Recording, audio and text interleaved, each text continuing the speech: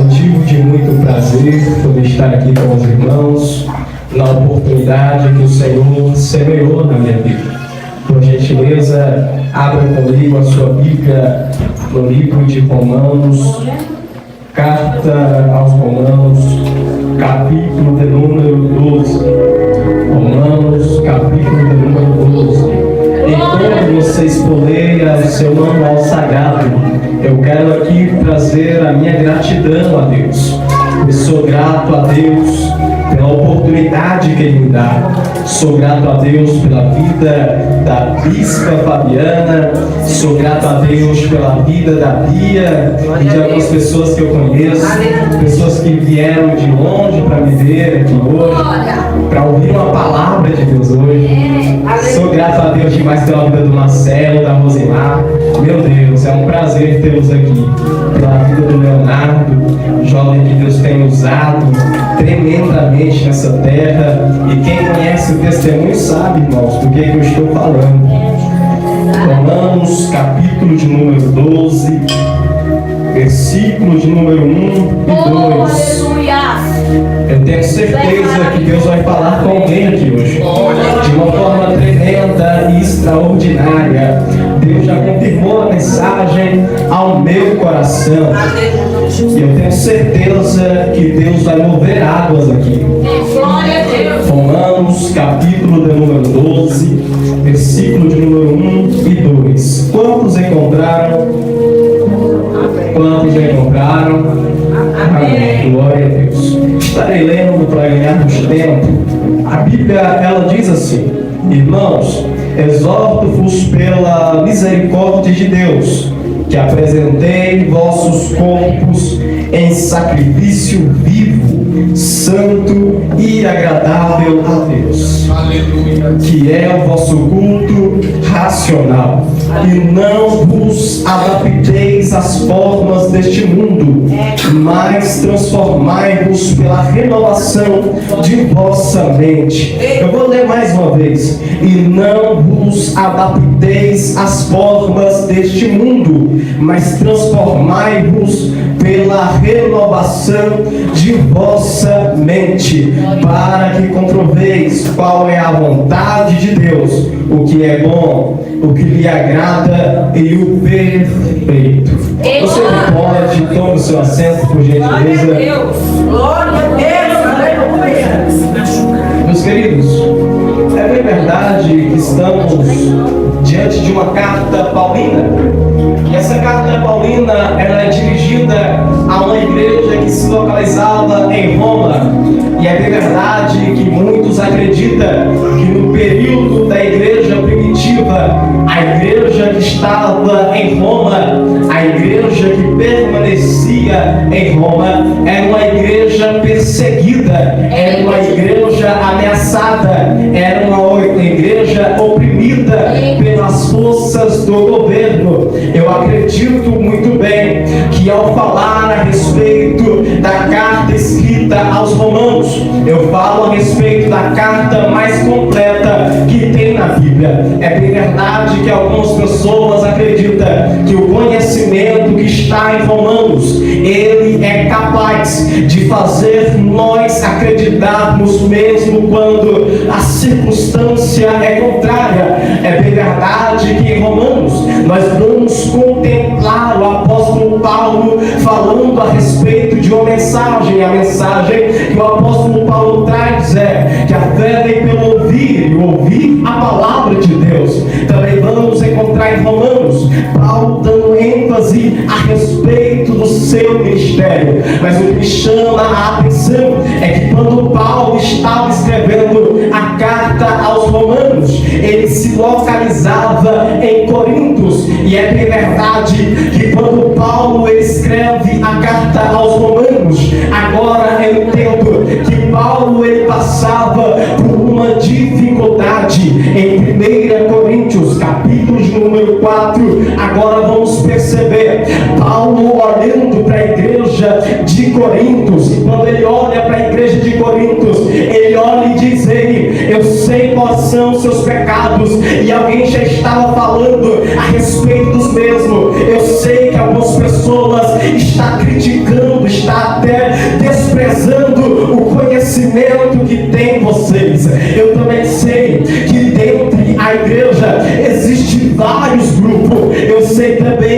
divisão tem reinado dentro da igreja. Paulo olha para aquela igreja e diz: eu sei que alguns até mesmo estão caindo. Também conheço vários e vários pecados, e pessoas de perto de vocês estão me falando a respeito de vocês.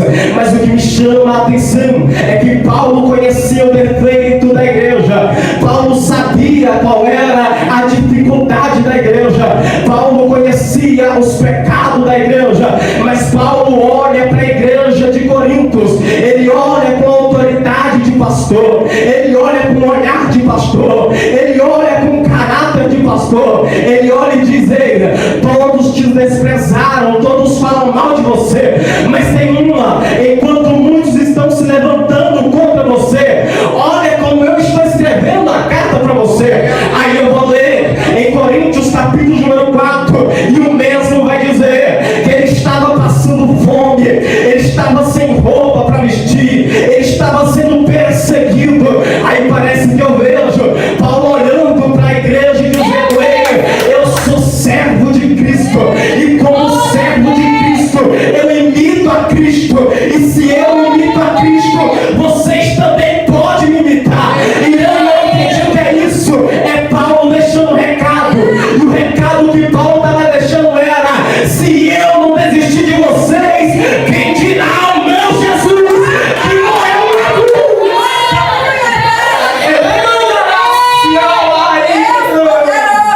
Tem muita gente desistindo de você, pode até estar te desprezando, não te dando nenhum valor, olhando para você dizendo: você não vale um centavo. Mas o céu desceu aqui hoje para dizer para ele: eu morri na cruz para uma igreja viva. Oh, meu Deus do céu, aleluia. Enquanto eu estou pregando aqui, Deus está dizendo: sabe por que eu não desisti de você? Sabe por que eu não parei quando você parou? Sabe por que eu não olhei para trás quando você olhou? Porque eu ainda sou Deus na tua vida. Você até pecou, até desistiu, até quis olhar para trás, mas a minha graça te abençoou. Ai, meu Deus do céu, eu estou sentindo uma glória tão grande aqui, porque alguém olhou e disse: Deus, eu quero morrer, Deus, eu quero parar. Aí Deus está dizendo: a minha graça te alcançou hoje, a minha graça te alcançou hoje, e é por isso que você não parou, é por isso que você não desistiu. Porque um dia eu olhei para você e disse: vai ser fraco, mas é meu, vai ser até desprezado, mas eu não desprezo. Oh, meu Deus do céu, alguém olhou para Paulo e desprezou Paulo. Em Atos capítulo de 9, aí Deus olha e diz: ei, Ananias, toma cuidado com quem tu está falando, porque esse é para mim, como um laço escolhido. Alguém pode te desprezar, mas Deus está dizendo: é vaso escolhido, é vaso escolhido, é vaso escolhido. O pastor pode não te ver, mas o céu está dizendo: é vaso escolhido, é vaso escolhido. Oh, queremos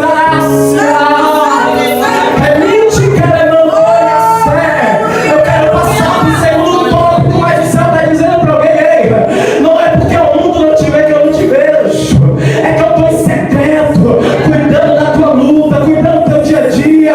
É que eu estou em secreto, quando ninguém está lá com você eu estou, quando ninguém te vê eu vejo. Ei, não se engane, eu vejo os teus pensamentos, pensamentos de desistência, pensamentos de parar, pensamentos de morte, pensamento, aleluia, de jogar o balde fora. Mas eu tenho cuidado de ti, e tenho te trago só para te dizer que eu te escolhi quando você ainda era, aleluia, nem nascido. Eu te vi quando ninguém te viu, e eu te conheci quando ninguém te conheceu. Eu conheço o teu passado e o teu presente, eu sei da onde eu te tirei, e eu te digo mais: pra lá você não volta, porque eu sou Deus na tua vida. Só que vamos correr.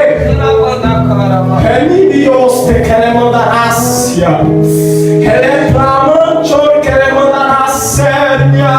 Oh, glória a Deus. Deus. Aleluia. Olha pra cá pra você entender isso aqui. No capítulo de número 1 do livro de Romanos, Paulo ele revela quem ele é. E o que ele fala é surpreendente.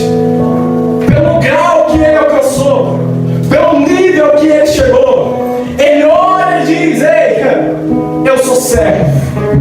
E quando Paulo está dizendo que ele é servo, ele estava dizendo que ele é escravo. E quando Paulo estava dizendo que é escravo, ele estava dizendo: ei, eu já não faço mais o que eu quero, eu já não ando mais como eu quero, eu já não vivo mais o que eu queria viver. Mas hoje eu sou servo, e como servo eu sou escravo, e sendo escravo já não vivo mais eu, mas Cristo vive. Ah não, alguém não entendeu, vou melhorar para alguém entender.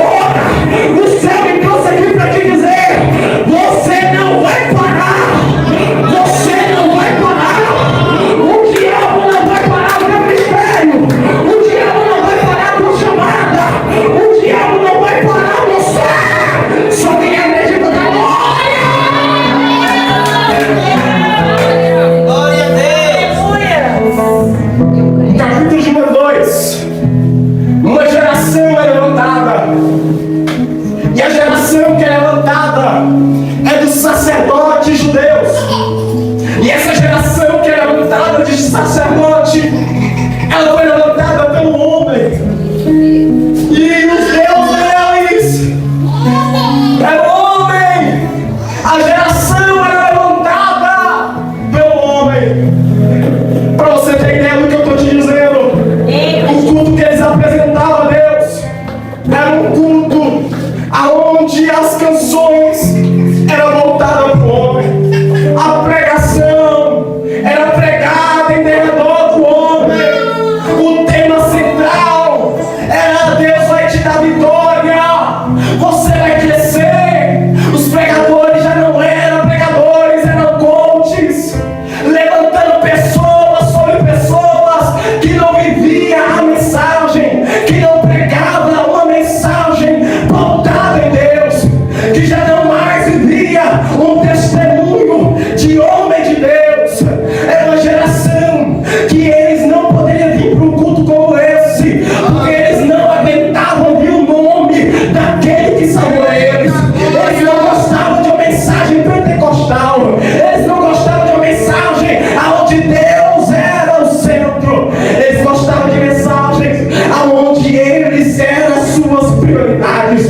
Mas o que me chama a atenção é que Paulo percebe isso, e agora ele traz uma mensagem, e a mensagem que ele traz é: ei, o culto que vocês apresentam são cultos de homens, são cultos voltados para o homem. Parece que eu vejo no culto dos sacerdotes um culto onde eles vêm louvar, e vêm louvar música dizendo: ei, você vai crescer, você vai em frente, você não precisa orar, você não precisa jejuar, você não precisa fazer nada disso, você só precisa de ter uma voz bonita, você só precisa de gritar mais, você só precisa de ter uma teologia, você só precisa de ter um curso, você só precisa de ter nome, você só precisa, aleluia, de saber o que é hermenêutica, você só precisa de saber o que é as 4 origens da teologia, você só precisa de saber o que é teologia sistemática.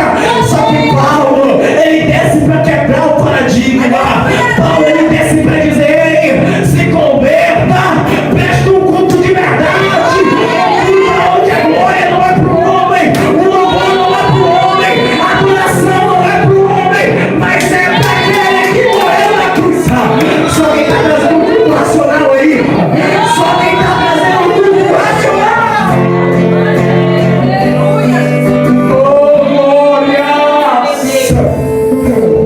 No capítulo número 3, agora o pecado entra. E quando o pecado entra naquela cidade, naquela igreja, Paulo vai olhar e vai dizer: ei, o pecado adentrou. E quando o pecado adentrou, ele levou com vocês a graça inversa. Vocês foram destituídos da graça, vocês saíram da graça, porque o pecado que está em vocês fez vocês perderem a graça. Só que o que eu acho interessante é que o mesmo Paulo vai dizer: ei, o pecado trouxe a morte, mas a graça nos alcançou mediante ao Cristo que morreu numa cruz, para que a graça chegasse na tua vida. Era mais ou menos assim, capítulo número 3, versículo número 24: todos vocês pecaram e destituídos foram da graça de Deus, mas um dia alguém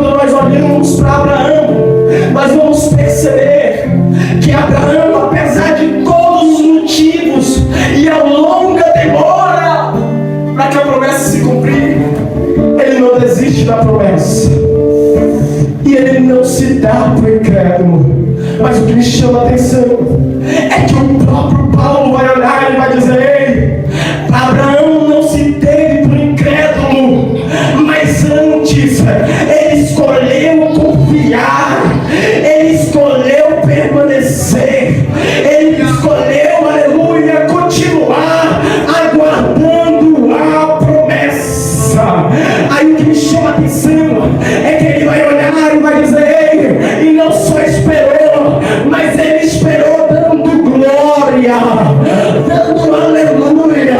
Ele esperou adorando. E eu não entendi.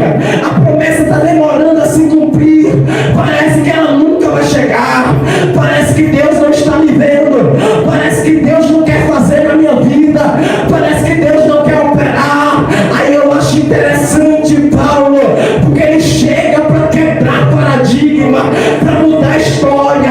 Aí ele olha e diz: ei, vocês podem até estar esperando a promessa se cumprir, mas espera de um jeito certo, da maneira certa. Espera adorando. Por quê?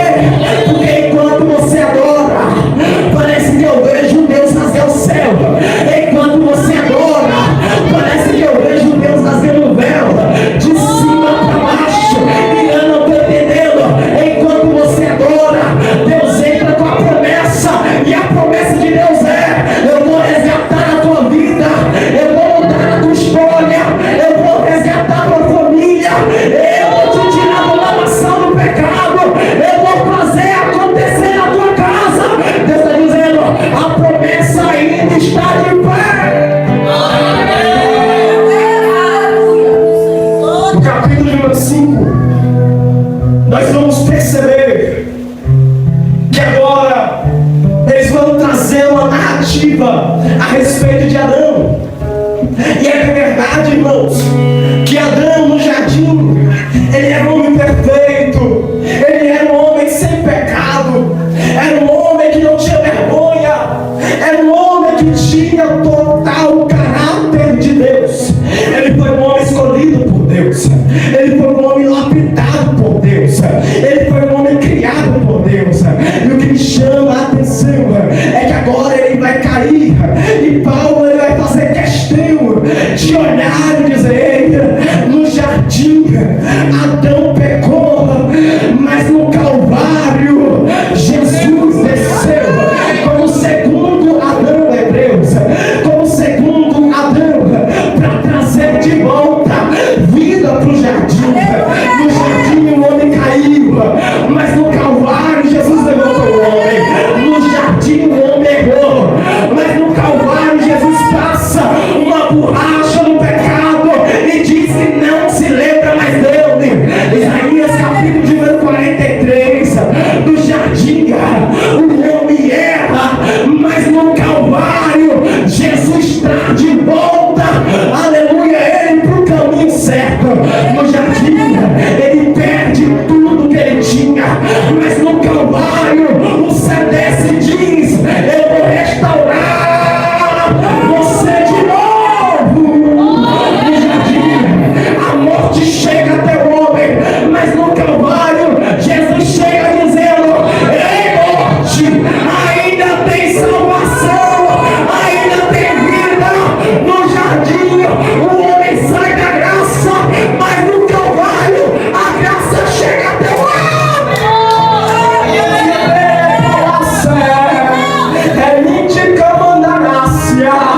Tem uma mensagem que está repercutindo pela internet, que é que no jardim o homem foi salvo. No jardim o homem tem estrutura para salvação, que Jesus vai refazer o jardim.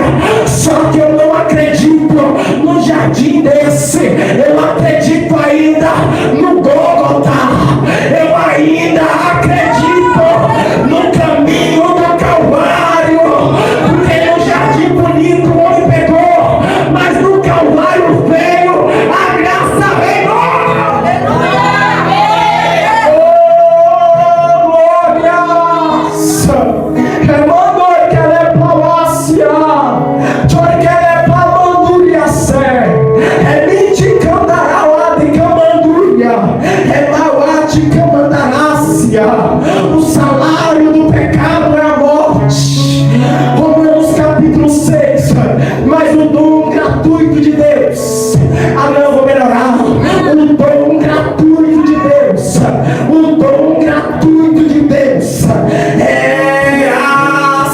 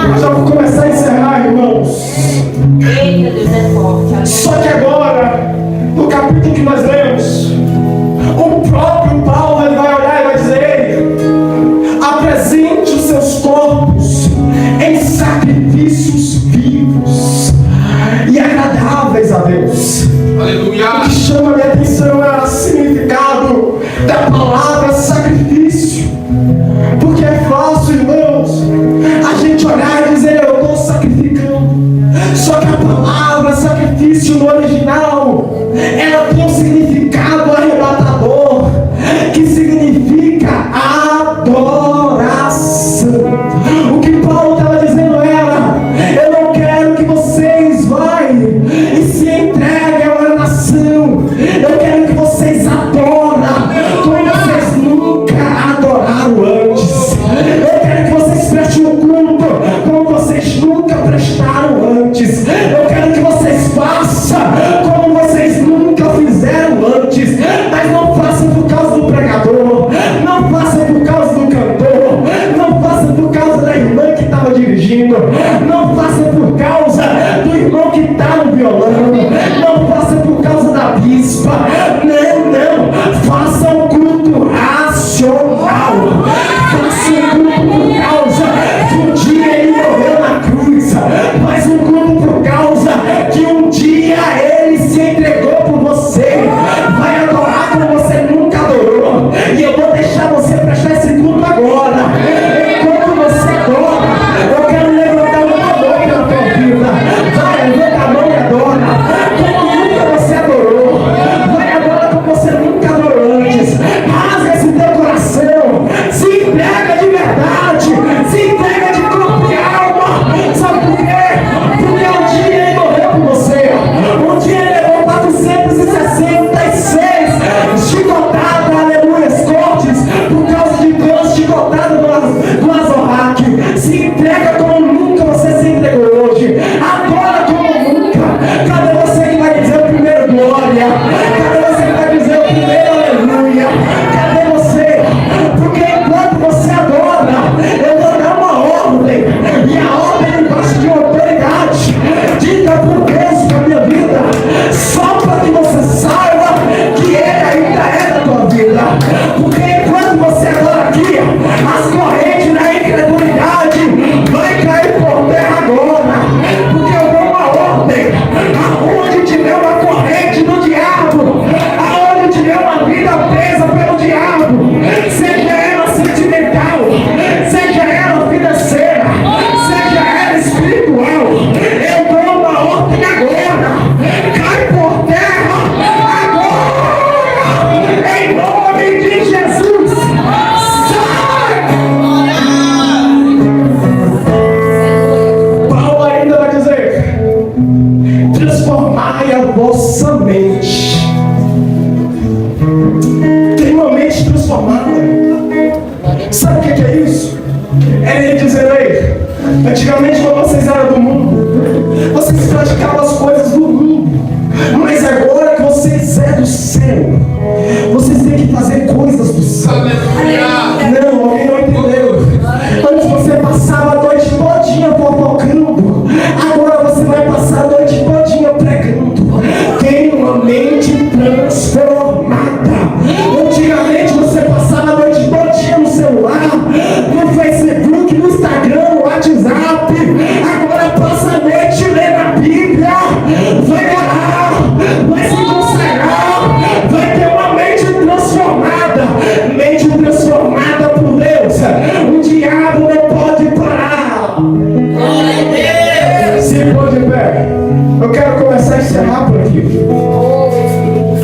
No capítulo número 1 do livro de Romanos, a partir do versículo 20, Paulo vai orar e vai dizer: ei, vocês que estão aí nesse culto, o culto de vocês não é um culto de verdade. Eu lamento informar para vocês, mas a mente de vocês é uma mente reprovada.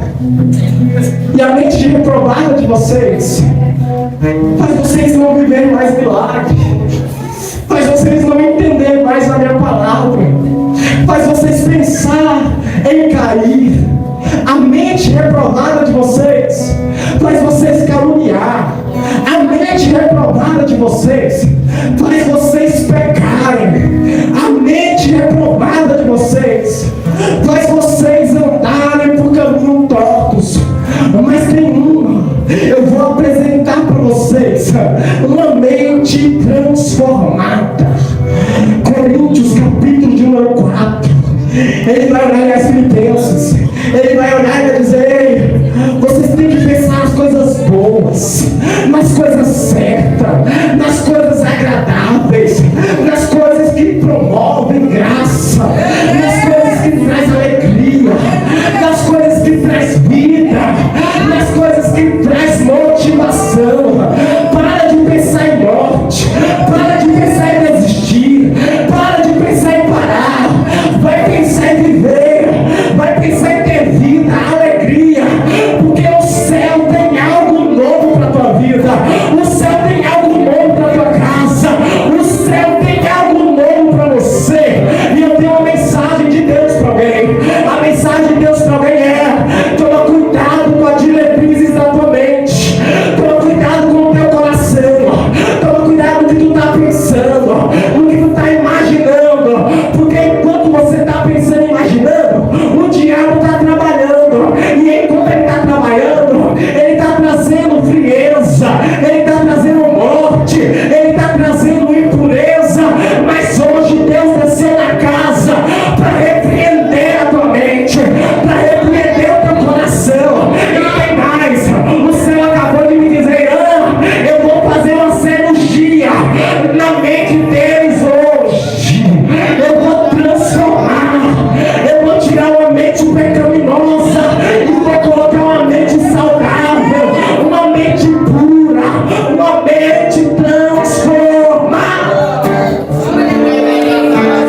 Porque o diabo sabe que a maior luta que nós temos é na nossa mente. Porque se nós mudarmos a nossa mente, nós teremos uma salvação, nós teremos uma vida saudável. Feche seus olhos por gentileza. Quando vocês entenderem que a mente transformada faz coisas novas, aí vocês vão contemplar, aí vocês vão viver aquilo que é bom, aquilo que é perfeito e aquilo que é agradável, que é a boa, perfeita e agradável vontade de um Deus. Eu quero orar por você. Ó Senhor Deus do céu, eu quero mandar ácia, é mim clamando e a sé. Ó Deus da terra e do céu, Deus que manda a terra e o inferno, nós acreditamos no Deus que ainda opera milagre, faz maravilha acontecer. E é por isso, Deus do céu, que eu quero te apresentar o nosso culto como perfeito e agradável, um culto racional. Meu Deus, a tua palavra foi pregada, e aonde houver um coração que quer ter uma mente nova, aonde tiver um coração que quer ter uma vida mais saudável, eu profetizo agora, debaixo da autoridade do céu, que ainda haverá sobre essa noite, ainda haverá sobre essa noite uma transformação, uma mudança, um novo coração. Ezequiel, capítulo 33, Jesus olha para Ezequiel e diz: Ezequiel, profetiza dizendo que eu vou arrancar esse coração de pedra e eu vou dar um coração novo, um coração de carne, um coração saudável. Deus, eu profetizo agora, dá um coração novo. Glória a Deus. Glória a Deus, aleluia. Amém, igreja? Vamos orar, agradecer ao Senhor nessa noite, amém? Por tudo que o Senhor fez neste lugar. Vamos orar. Senhor, meu Deus, soberano e eterno Pai, nós queremos te agradecer, Senhor. Pai, obrigado